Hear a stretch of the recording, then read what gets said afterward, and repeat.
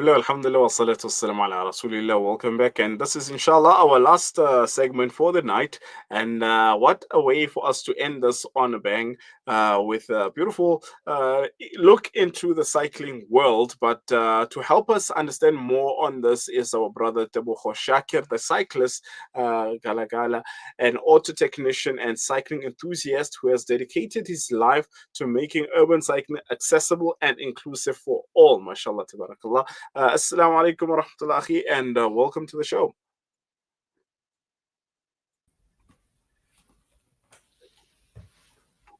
Akhi, can you hear us? Can you hear me?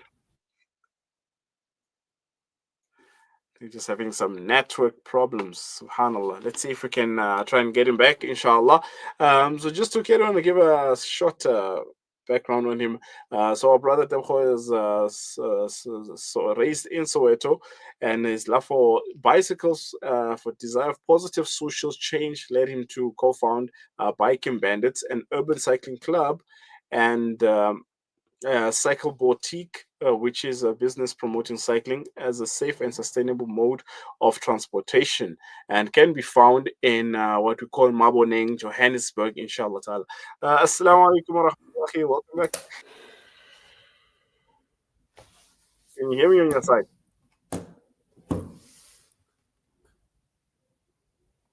Assalamu alaikum. Can you hear me, Akhi?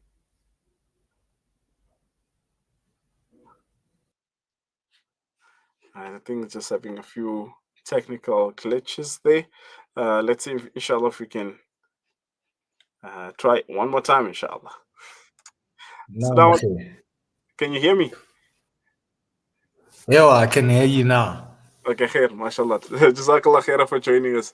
We're just looking at, mashallah, the point of cycling, and many people look at cycling in different ways. So, inshallah, if you can just take us back into your connection and how you ended up in cycling, and obviously, inshallah, if you can interest us a bit in how Islam came into your midst as well, inshallah. Assalamu alaikum wa rahmatullahi wa barakatuh to all the viewers today. Good evening to everybody also who's watching. My name is Tebogo Shakir Galagala. I'm the co-founder of Bandits Bicycle Club that is based in 44 Stanley at this moment.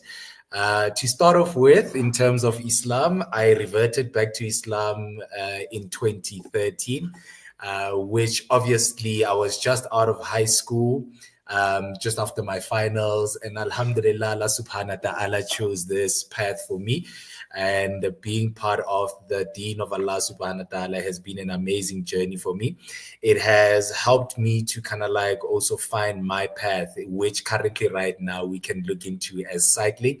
But prior to that, I started off as an automotive technician. I'm a qualified automotive technician by profession, worked for a British brand, which is Jaguar Land Rover, then also moved into becoming an SRT specialist under Jeep, which is an American brand as well. From there on, became an automotive assessor and risk management under an insurance group called Innovation Group. And during that time, that's where now the cycling started taking place in 2021. Meeting a friend of mine, which is currently even a business partner, his name is Diselani Mashele. We met in Soweto, where I had just built a bicycle of my own, didn't know anybody to ride with. However, found myself actually riding to a store called Thesis in Orlando. And then I bumped into him, and surprisingly that we shared the same interest as to what a bicycle is, and also how we can actually engage with other people through cycling. And inshallah, through us cycling together, that day, just that particular day, we stood at the corner of Koma Road, and we then decided to say we want to mimic something that was taking place in Cape Town. Being that both of us missed each other on a chance when we were in Cape Town, didn't know each other by then, which was 2019, but being that we actually had the same experience of what was offered to us when we were that side in terms of cycling, being the infrastructure in Cape Town is amazing. Also, how the roadworks were taking place and the lifestyle in Cape Town was. And mashallah, when we were actually at that corner and we were speaking together, we then actually said, look, let us offer an experience that we got to people in Soweto. So we decided to start what we call the Homies Night Rides. The Homies Night Rides what was to give people a different perspective of what cycling is. And in terms of people only consider cycling in the afternoon, but and also in the mornings, but we wanted to do it at night just to shift the perspective and the narrative of what safety is. Remember that sometimes in some things we can only speak about them, but actually making and partaking in the journey to creating the change, you need to kind of find of ways and ideas on how to actually bring on an idea. So during that time in 2021, it was post-COVID. Everybody was actually now locked into their places and everybody was starting to come out. It was just at the peak where we were given the opportunity to now step outside, to now also start exercising, visiting certain places that we used to, but with obviously restricted limits of how people could attend. But through cycling, this was an opportunity where you could keep a safe distance amongst each other. And also while cycling, it is much of a refreshment and an exercise that one could partake in. Little did we know that not only people did look at it as an exercise, they did look at it as also a leisure-us activity. When we're speaking about a leisure-us activity, it's an activity that doesn't need much from you, but an activity that actually, when you consume it, you feel good in yourself. It doesn't take a lot from you. It's just social, meeting with people, engaging with people, talking with people, and sharing of obviously similar ideas of common interest that everybody obviously then started to join onto the rides and feeling the sense of the camaraderie, the sense of friendship, the sense of love once again. And through there was 2021. Little did we know in 2022 till we are now on 2025, we opened a store that accommodates people to come and actually cycle with us. Not only that, but we do sell bicycles, we do hire out bicycles, we do host social rides and starting beautiful initiatives that will invite people. This year, not long ago, we had also started with an initiative and a program called Learn to Cycle program. We are now teaching people how to actually ride a bicycle from the basics of just starting getting on a bicycle. And you know, like how you were 12 or 4 or 6 with those 2 wheels, Shakir is going to be there to guide you and help you get on a bicycle. So we are getting people more on bicycles and teaching more about what cycling is. MashaAllah.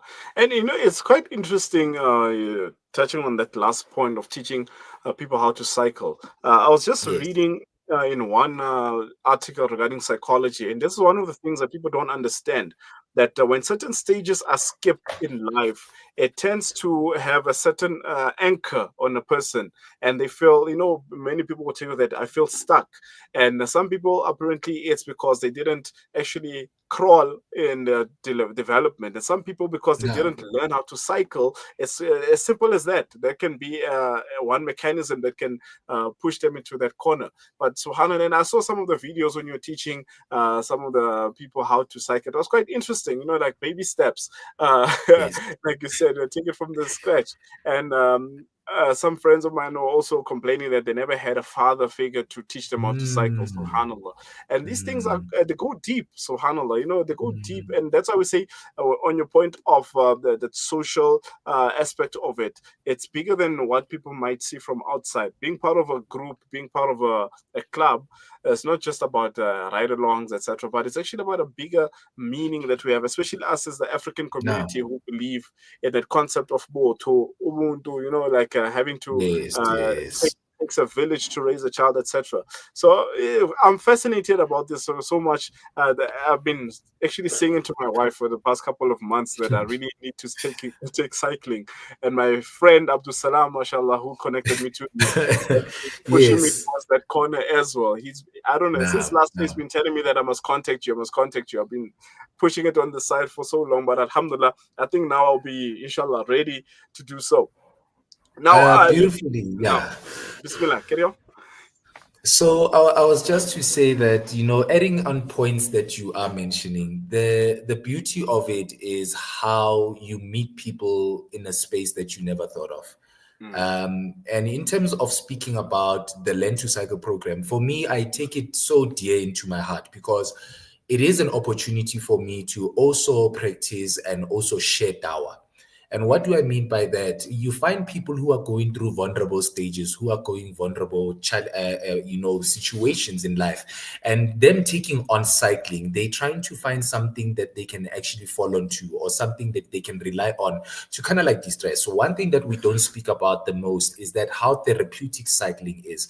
The moment you get on the bike, you are able to actually do quite a number of things. Myself, I make a lot of duas when I'm actually cycling. Surprisingly, that when we were cycling to Lesotho, when we were cycling to the Northwest, when we were cycling to Cape Town, I found myself making duas quite a lot on a bicycle. Little do you know what you could do. But it's also when I meet people. Remember that myself, in order to help somebody else, I need to fit myself in the characteristics of Rasulullah Sallallahu Alaihi Wasallam. sallallahu What Rasulullah Sallallahu Alaihi Wasallam used to actually share. Remember, it's all about the character.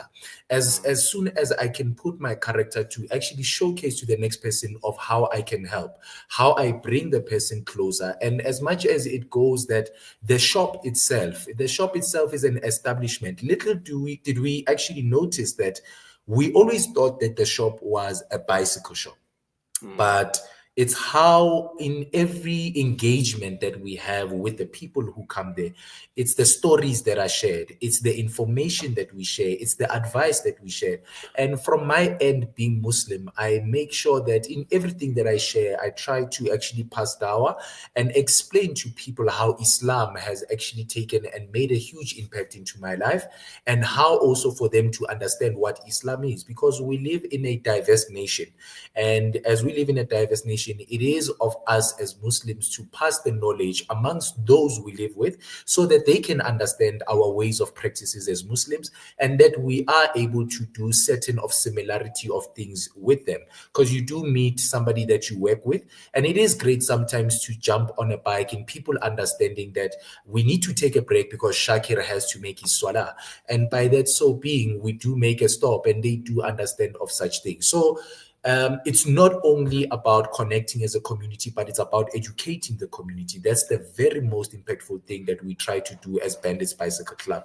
So mm. yes, meeting Abdul Salam, I met him inshallah in 2022 when I opened my first shop. He bought a bicycle from us, and Alhamdulillah, his bike now is in for service, mashallah. So now he's not cycling, he's on a break and pause. And soon, inshallah, when his bike is ready, he's gonna come collect it. And whenever we are at the shop, we try to pass dawah to the young ones who come and visit the shop, and Mm, also showing them how beautiful an Islam is and why mashallah. we also practice Islam. Now, Actually, on the last point, that point there, mashallah, the service part, that's one thing that I learned, I think last year when I started following you on social media, that actually bikes do go for servicing. Because, you know, us, we grew up, Kokasi, we just rode the bike yes. until it gave up.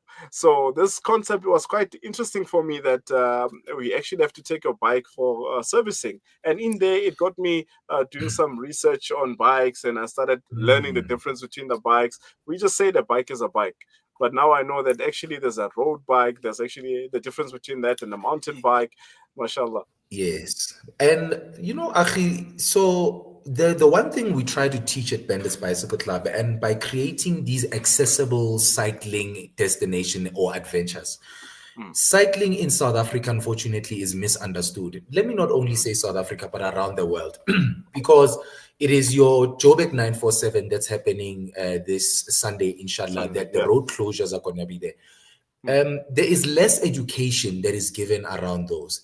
I know a lot of people will be frustrated that road closures, roads that mm, they normally find themselves on to access certain areas will be closed. And it is frustrating. But for me, Bandits Bicycle Club, we are taking an initiative to educate people around cycling. mm, Remember that cycling, there was a bicycle before a car. Mm. And currently, as things grow, you need to understand that it is still considered a micro mobility. What is a micro mobility? It's small essence of transport that people are still using. You go into the east of Africa, you will be shocked when you get to Ghana that timber, that maize meal, that bricks and mattresses and all these are transported through bicycle. A bicycle is a mode of transport in some countries. In South Africa, unfortunately, we still consider cycling as a sports, and that's how it was also introduced to us. In terms of commuting, unfortunately, we haven't reached that level of as yet. But in 2015, the beauty part of it is that when you go around the city of Johannesburg, when you go into Soweto, Orlando, especially when you go also into Sandton, you come across these green painted paths. These Mm. are green painted paths as cycle lanes. So Right. these were actually constructed between the time of 2015 and 2017. I know people don't they don't see a lot of cyclists using them Right. because one of the things that we don't speak about is the safety. The Mm. safety in South Africa for one to jump on a bicycle, it's one thinking so many things. You end Mm. up even giving yourself excuses of not getting on a bike, unless if you are riding with a group. But for myself, I'm a daily commuter with a bicycle. I take these videos as an advocate to show people how to make use of this particular infrastructure that exists, that has been built for us as cyclists. I teach people how to actually, be able to be cognizant and also to be very vigilant of pedestrians, of a vehicle. Further, much as we were doing a night ride today, we went into the CBD. I'm from a homies night ride as we speak. And you see taxis, everybody's rushing to get to get home. But it's Mm. how you try to educate the motorist beside you to say, Right. give me that 1.5 distance of space so that I can cycle and you can drive. So there has been a lot of arrogance around it because in times when you see a cyclist, it's somebody vulnerable but also somebody that can be taken for granted. It's Right. somebody underestimated. It's also, as far as we go, Achi, that we've never spoken about it, but how cycling is being seen around the black community. It's Mm. seen as a poor man's mode of transport. It's seen as something that when you have it, you are not considered to be on a certain level of life. But Right. unfortunately, when you come into depth of it and you start and actually understanding the benefits of it, you start seeing how great of it is. Myself right now, when I was staying with my mother in Soweto, I would cycle from Soweto to town. As Mm. far as I would go to Sandton, go to Subhanallah. Rosebank, go to Mall of Africa. To this point, part of my training session is from Joburg to Pretoria and back in a time of 4 hours. Subhanallah. You start seeing the world differently. You Mm. start seeing time differently. You start seeing distance differently. It's these journeys, as I've stated, that I've embarked, where we've went to Lesotho, the Northwest. You go Mm. as far as Cape Town. It took me 8 days to get to Cape Town. This year, Subhanallah. inshallah, I'm planning this December to cross border into Botswana. But the idea is to showcase to people that there are actually routes that a cyclist can use to actually cycle. Today, surprisingly, at the shop, we had a brother who was cycling from PE, and he stopped by the shop to actually ask for some repairs on his bike, and he's embarking on a journey to the Eastern Cape. But you start to see that there are people who are really fascinated into cycling. The only thing that's missing is the educational aspect around it. How do we educate a pedestrian? Mm. How do you educate a motorist? How do you educate fellow cyclists who would like to commute on a daily basis? And us actually becoming a mass community, that's the only way we can combat the safety aspect. That's how Right. we can now actually engage into conversation with the municipality. That's how we can engage with JRA, JDA, and many other more on how we can actually now implement safety structures that will, make people feel more comfortable on getting on a bicycle. But not only that, also people to walk safely.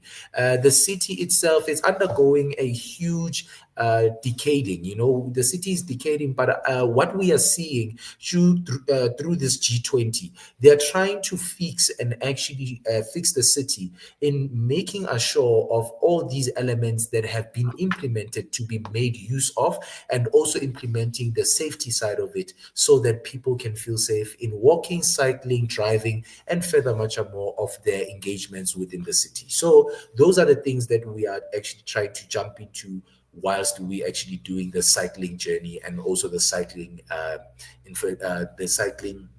initiatives. Yes. Inshallah, mashallah. So now, let's say now we have someone who's watching today and they want to now learn how to cycle and want to get hold of you. Inshallah, are there any Now, contact details that they can take down, inshallah, to get hold of you? Ewa, they can get a hold of us. We are on social medias. We do have a social media which is Bandits Bicycle Club, Bandits spelled with a Z. And then Mm, also for ladies who are really interested in cycling, we do have an initiative called Girls on Bikes. Girls on Bikes, where it is created to create a safe space for women to cycle in the city. So it's also for the sisters in Islam. Whenever they do want to cycle, there is also a safe space for them where they can come and join. Also, the brothers, if they would come and like to support the sisters, mm, it is also much of possible that they can come and cycle with them. So we also, as Bandits Bicycle Club, we have figured that we need to create a space for everybody to cycle where they right. can feel comfortable of much. So creating of such as of the homies night rides or homies day rides, and also the girls on bikes where women can cycle by themselves and Mm, also gain confidence and engagements of how they can actually approach cycling on the road. But not right. only that, obviously creating a good community, but they can follow Girls on Bikes, follow Bandits Bicycle Club, and follow myself, Shakir the cyclist. And obviously, you can DM me for any questions, and I will be able to assist in your cycling journey.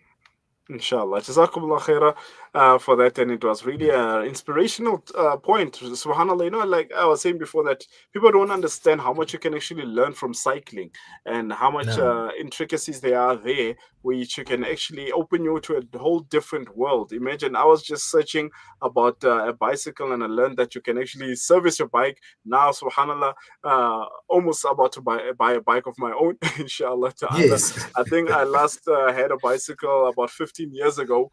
So this will get me back to it, inshallah ta'ala.